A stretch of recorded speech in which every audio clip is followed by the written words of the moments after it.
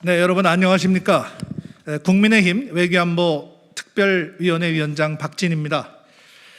어제는 정부가 공동으로 사이버 공격을 예방하고 국민의 정보 보호 생활화를 위해서 만든 정보 보호의 날이었습니다. 저와 국민의힘의 조태영 의원, 신원식 의원, 태영호 의원, 지성호 의원 등 외교안보 특별위원회 위원들과 국회 정보위원회 하태경 의원, 당내 과학기술과 사이버 안보 분야의 김영식 의원, 조명희 의원, 이영 의원 등 9명이 어제 오전에 북한의 소행으로 추정되는 해킹 피해가 발생한 대전의 한국원자력연구원을 방문해서 간담회를 가졌습니다.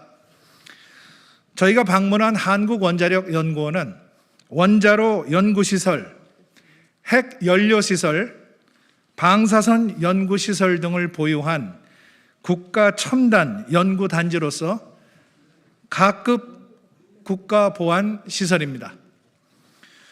저희 방문단은 박원석 한국원자력연구원 원장으로부터 사이버 해킹 상황을 보고받고 진상을 규명하기 위한 질의응답을 실시했습니다.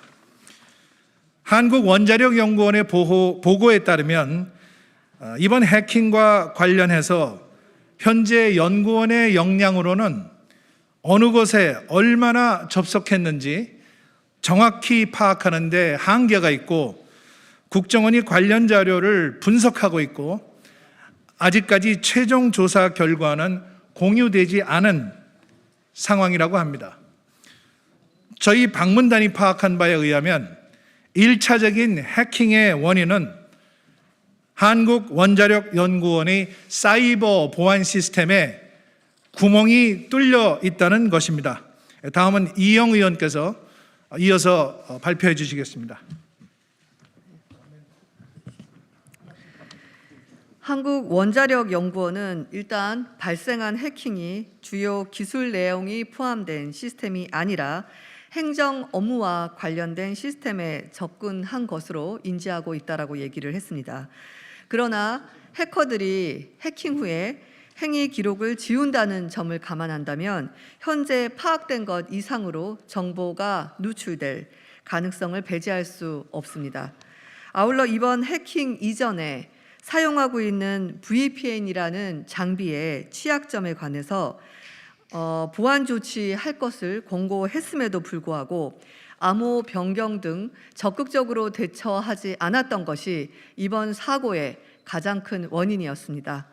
또한 과학기술사이버안전센터에서 악성 의심이 되는 IP 1개가 연구원 VPN 시스템에 접속한 것을 5월 29일 토요일에 탐지하여 한국원자력연구원에 통보하였음에도 불구하고 이틀이 지난 5월 31일 월요일에서야 악성 코드로 의심되는 IP에서 한국원자력연구원 VPN 시스템에 로그인한 것을 확인하였고 그제서야 연구원 VPN 시스템에 접속한 외부 IP 13건을 차단하고 VPN 시스템 보안 패치 및 접근 차단 조치가 이루어졌습니다.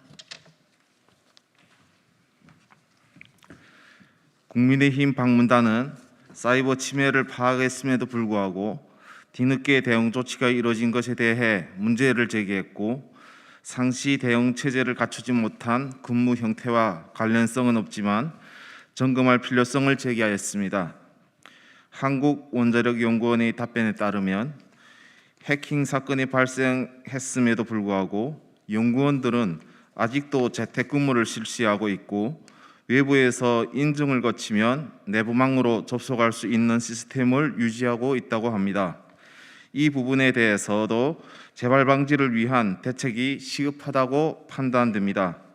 국책연구원이라는 기관 특성상 창의적인 발상과 연구 활동을 위한 근무 시간의 자유, 출퇴근의 자유가 보장되는 것과 아울러 코로나19 상황이라는 것을 감안하더라도 이번처럼 특수한 상황이 발생하였음에도 불구하고 근무 형태에 대한 아무런 조치가 이루어지지 않는다는 점은 제2, 제3의 해킹을 속수무책으로 기다리고 있다는 것과 다름없다고 생각합니다.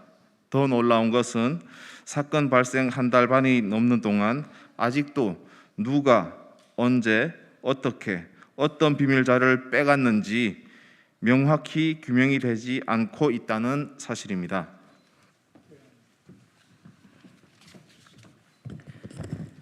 그러나 이것을 한국원자력연구원만의 책임으로 볼 수는 없습니다.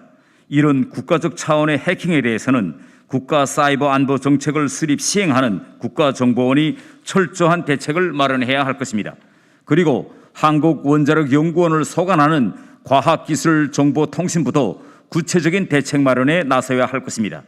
이미 언론에 알려진 바와 같이 국가정보원이 8일 국회 정보위원회에 보고한 내용에 따르면 한국원자력연구원은 해킹에 12일간 노출되었다고 합니다. 이런 해킹은 제3국 연계 조직으로 북한의 소행으로 추정했습니다. 아시다시피 2012년 북한 정찰총국 산하에 전략사이버사령부가 창설된 이후 현재 활동 중인 북한 해커가 6,800명 규모로인 것으로 추산되고 있습니다. 이런 상황에서 보안 등급이 높은 한국원자력연구원에 대한 해킹 공격은 어느 정도 예견할 수 있은 일이었습니다. 만약에 북한이 우리의 국가 원자력 기술 연구 개발의 핵심 기관인 한국원자력연구원과 해군의 3,000톤급 신형 잠수함 등 각종 함정을 건조하는 대우조선해양 그리고 국산 전투기 KF-21을 생산하는 한국항공우주산업을 해킹했다면 이것은 명백한 국가급 사이버 테러입니다. 최근 글로벌 기술 패권 경쟁이 심화됨에 따라 기술과 정보에 대한 가치는 더욱 높아지고 있으며 정부와 기업의 핵심 정보는 물론 전문 기술인들의 개인정보까지 국가적 정보 보안의 총책임은 정부가 져야 하며 이를 위한 척을통 같은 사이버 방어 시스템 구축이 시급합니다.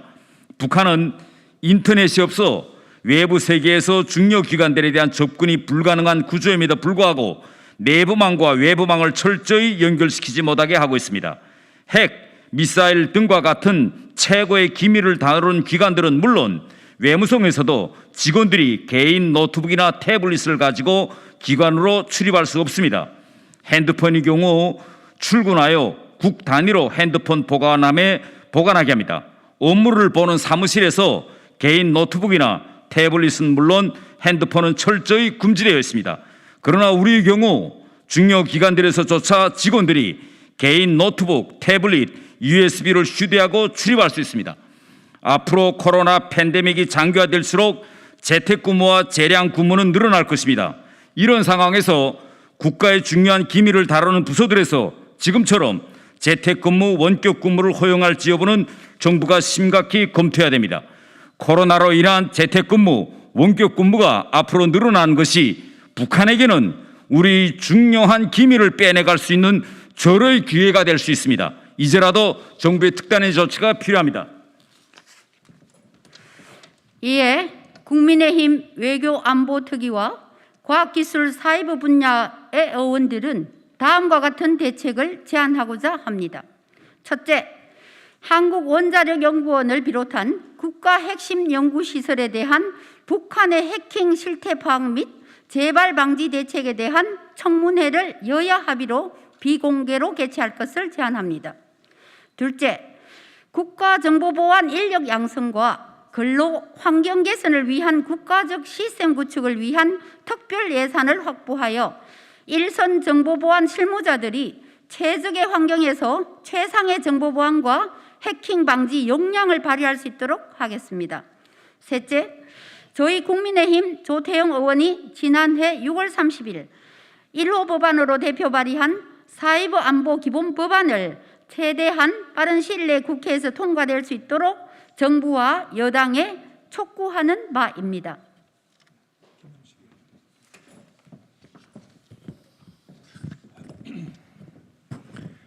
문재인 정부가 세계 최고의 원전 기술을 보유한 대한민국의 국가과학기술의 총 직결체인 원자력 기술을 포기하고 태양광과 풍력 등으로 대체하겠다는 것은 납득할 수 없는 일입니다. 정부의 무모한 탈원전 정책 추진으로 인해 원자력 분야 전문 인력들의 사기가 저하되고 이것이 보안의식 약화로 이어진 것은 아닌지 우려스럽습니다. 어제 간담회에 참석한 한국 원자력계의 한 원로는 인간의 삶을 풍요롭게 할 수 있는 최고의 기술인 원전 기술을 사장시키는 현실이 안타깝다라고 지적하면서 북한에서는 원자력 과학자들의 최고 대우를 받는데 오히려 우리나라 원자력 과학 기술자들은 홀대를 받고 있다라고 탄식을 하셨습니다. 탄소 중립 사회로 가기 위해 문재인 정부의 탈원전 정책은 근본적으로 재고되어야 합니다. 국민의힘은 앞으로 원자력 발전과 사이버 안보 강화를 위한 국회 차원의 초당적인 노력을 지속하겠습니다. 감사합니다.